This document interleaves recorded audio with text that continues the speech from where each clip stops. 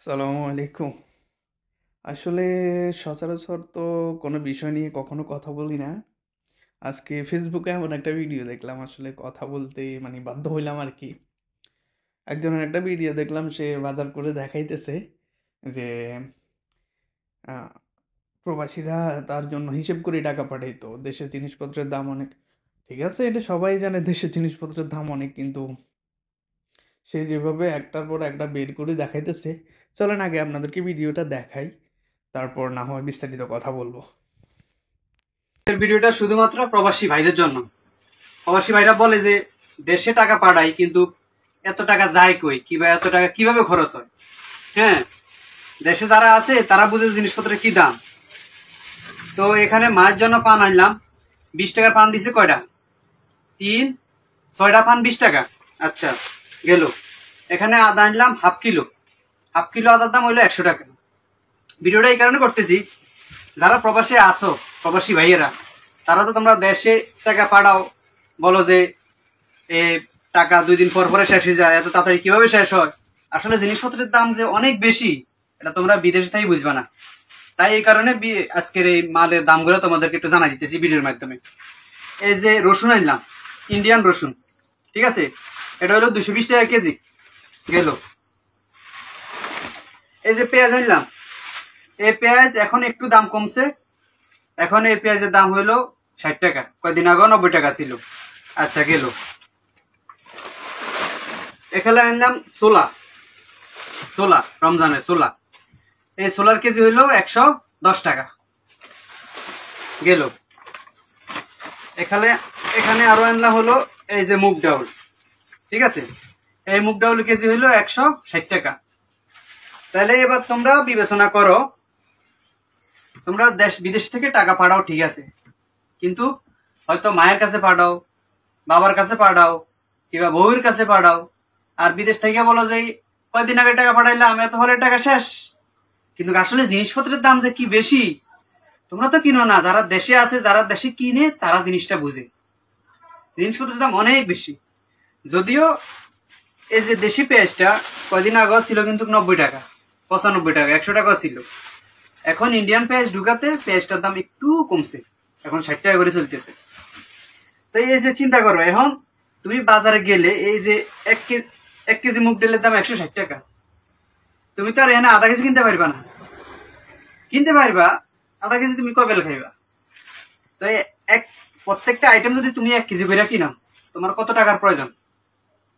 তাই দেশে যে টাকা পাঠাও, যার নামে টাকা পাঠাও, জিনিসপত্রের দাম বিবেচনা কইরা এরপরে টাকা পাঠাইও, জিনিসপত্রের দাম বিবেচনা কইরা এরপরে টাকা পাঠাইও। ভিডিওটা তো আপনারা দেখলেনই। আসলে তার ভিডিও দেখার পরে আমি কি বলবো, আসলে কিছু বুঝতে পারতেছি না যে মানে তাকে কি বলার আছে। আমার মনে হয় সে যে একজন প্রবাসী ভাইয়ের টাকা খেয়ে আসলে বেঁচে আছে, টাকা ইনকাম করতে যে কেমন কষ্ট সেটা মানে এখনো সে বুঝে না। তো আমি ওকে বলতে চাই যে তুমি যে এগুলা জিনিস নিয়ে আসছ ভাই, তুমি কি একদিনে এগুলা খাই ফেলবা? রমজান মাস এর ভিডিও এইটা, ঠিক আছে, কিন্তু আজকে আমার চোখে পড়লো তাই আসলে এই কথাগুলা বলা।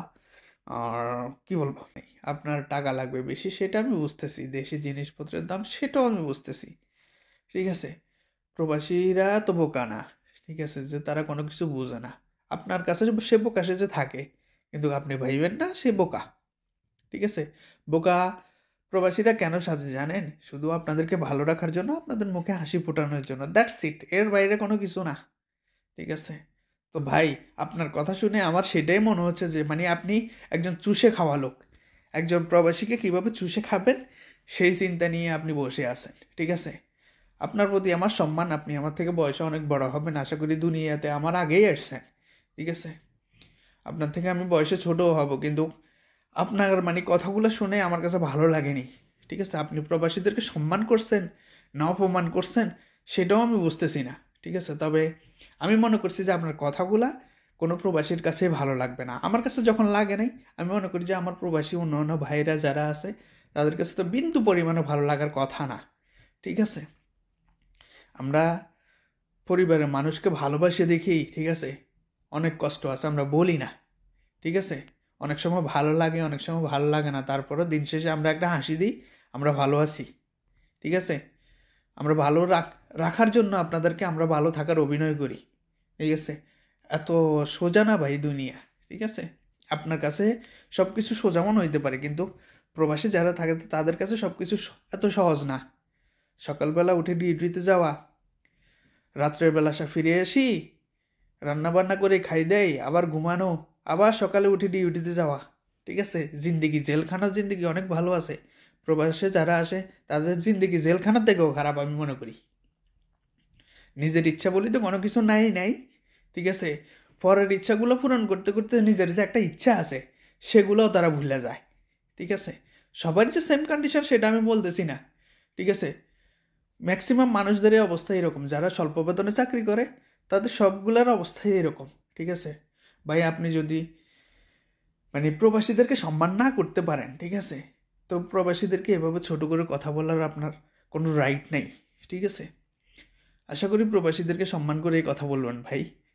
আমি আপনাকে আর মানে কোনো কিছু বলবো বা এই লোকেকে আর কোনো কিছু বলার আছে বা মানে কি বলবো, আর কোনো কিছু আসলে বলার মতো আমার ভাষা নেই। শেষে একটা কথাই বলি, যে আসলে যেভাবে পারে প্রবাসীদেরকে মানে ঠকাই, কিভাবে মানে তারে শেষ করা যায় ওই মানে ধান্দায় থাকে আর কি, ঠিক আছে? দিন শেষে একজন প্রবাসী যখন তার ফ্যামিলির কাছে মানে পরিপূর্ণ টাকাটা দিতে না পারে, তখন বলে যে আপনি মাসে 30 দিন খাওয়াইছেন, ঠিক আছে, 31তম দিনে যখন আপনি খাওয়াইতে পারবেন না, ঠিক আছে, তখন আপনার পরিস্থিতিতে এমন হবে, বলবে যে আমাদের জন্য কি করছস। এটা বাস্তব প্রমাণ, ঠিক আছে? কেউ যদি বলে না, এটা মিথ্যে কথা, এটা মানে বিশ্বাসের অযোগ্য, ঠিক আছে? কারণ আমাদের বাংলাদেশি ম্যাক্সিমাম যারা আমরা মিডল ইস্টে থাকি তারা 30 থেকে 50 হাজার টাকা বেতনে বেশিরভাগ লোক আমরা থাকি, ঠিক আছে? এরপরে আছে 50 হাজার, 50 থেকে 60 হাজার টাকাও বর্তমানে, আসলে টাকার রেট বেশি হওয়ার কারণে মানুষে একটু পাইতেছে, কিন্তু পূর্বের হিসেব করতে গেলে 30 থেকে 50 হাজার, আমি মানলাম 60 হাজার, 30 থেকে 60 হাজার টাকার ভিতরে সবাই বেতন পায়, ঠিক আছে? কিন্তু মানে ওর কথা শুনে আমার তো এমনি মাথা খারাপ হয়ে গেছে যে ওর জন্য টাকা হিসেব করে পাঠাইতো, যে সে জিনিসপত্রের দাম বেশি। আরে ভাই আমরা কি মগা, ঠিক আছে? যারা বিদেশে থাকে তারা এত পাগল না, ঠিক আছে? তারা সব কিছু বোঝে, তারা দিন শেষে একটা জিনিস সবাই চিন্তা করে, প্রবাসীরা সবসময় একটা জিনিস চিন্তা করে যে আমার ফ্যামিলিকে আমি কিভাবে ভালো রাখবো।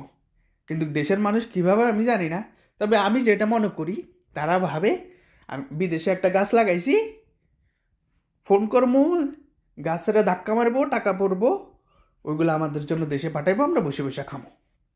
এটা হইলো বাস্তবতা, ঠিক আছে? আসলে আর কিছু বলার নেই। সবাই ভালো থাকবেন, সকল প্রবাসীদের জন্য দোয়া করবেন। আসসালামু আলাইকুম।